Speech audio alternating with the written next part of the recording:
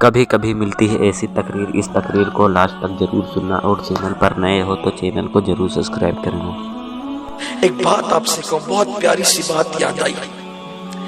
عشق کی باتیں خوب ہوتی ہیں، ہم عاشق رسول، ہم عاشق رسول، ہم عاشق رسول۔ عاشق رسول تو دکھتا کہاں سے، پہلے یہ بتا۔ اگر آپ برداشت کر سکتے ہیں تو بڑی بھاری بات کہنے چلا ہوں، اللہ کرے آپ برداشت کر لیں۔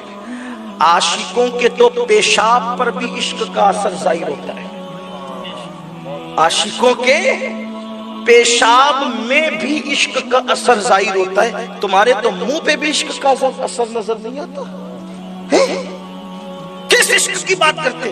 زبانی نعرے؟ تمہارے گھروں کے اندر سیریلوں کے نام پہ جو کفریہ کلمات بج رہے اس کا ذمہ دار کون ہے؟ تمہاری بیٹیاں جو بے پردہ گھوم رہی ہے بغیر دوپٹے کے، اس کا ذمہ دار کون ہے؟ کبھی یہ شرم نہیں آئی کہ میری بیٹی اگر بغیر دوپٹے کے نکلے گی تو مصطفیٰ جان رحمت کے دل پر کیا گزرے گی؟ اس لیے کہ ہم کسی ایسے نبی کو نہیں جانتے جو مر کے مٹی میں مل گیا ہو، ہم تو اس نبی کو مانتے ہیں جو ہماری جانوں سے زیادہ قریب ہے اور ہمارے ایک ایک لمحے سے باخبر ہے۔ انہیں سب پتہ ہے ہم جو کرتے ہیں، تو بیٹیاں بے پردہ گھومتی تو حضور کے دل پہ کیا گزرتی ہوگی؟ بات بھاری ہو گئی۔ کل کوئی یہاں یہ نہ کہہ دے کہ مالیگاؤں والا آیا تھا اور کیا بول کے گیا کہ عشق کا اثر پیشاب پر بھی ظاہر ہوتا ہے۔ بات پوری کر دوں۔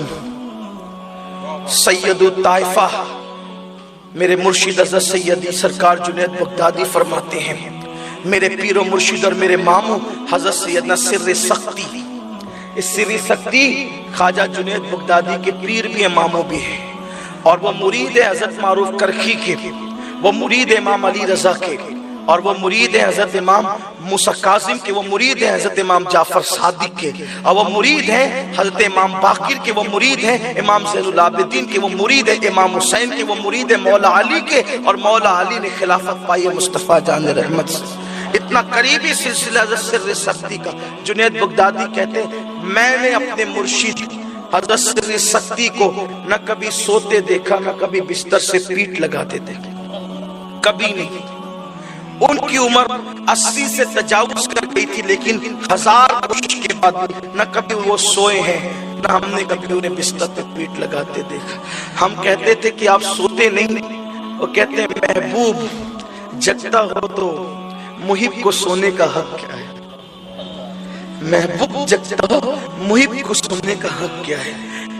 بہرحال ایک دن بیمار پڑ گئے، شاید ہو سکتا ہے کہ اہل ظاہر کہیں او کوئی سوئے گا نہیں پاگل ہو جائے گا۔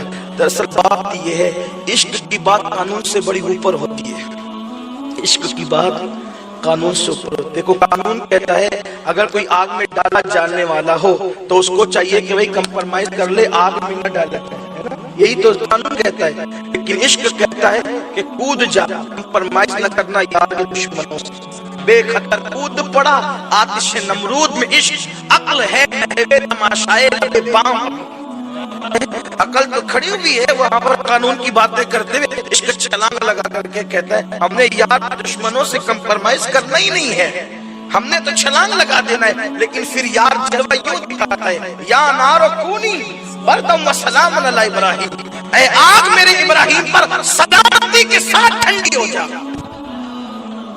یہ بھی بات ہے، کوئی عشق کی منزل میں قدم تو رکھ کر کے دیکھے۔ ہم نے عشق کی باتیں کی، عشق کیا نہیں۔ سر سختی، اور ایک بات یاد رکھیں، جب عشق ہوتا ہے تو نیند بھی بھاگتی ہے۔ میں سمجھتا ہوں کہ سب سے زیادہ ہم ہی لوگ سوتے ہیں اور عشق کا دعویٰ بھی کرتے ہیں۔ عاشق کی پہلی پہچان ہے کہ وہ اس کی نیند بھاگتی ہے، دوسری پہچان یہ کہ اس کی آنکھیں ہمیشہ بہتی ہے، نیند جاتی ہے آنکھ بہتی ہے، آنکھ بہتی ہے ناک نہیں، آنکھ بہتی ہے۔ عاشقوں کی آنکھ بہتی ہے، نہ نیند نینا نہ انگ چینا، نہ آنکھوں کو نیند ہوتی ہے نہ وجود کو چین ہوتا ہے، اور پھر وہ چین مانگتا بھی نہیں ہے، بلکہ وہ تو یہ کہتا ہے میرے دل کو درد الفت و سکون دے الہی، میری بے قراریوں کو نہ کبھی قرار ہے۔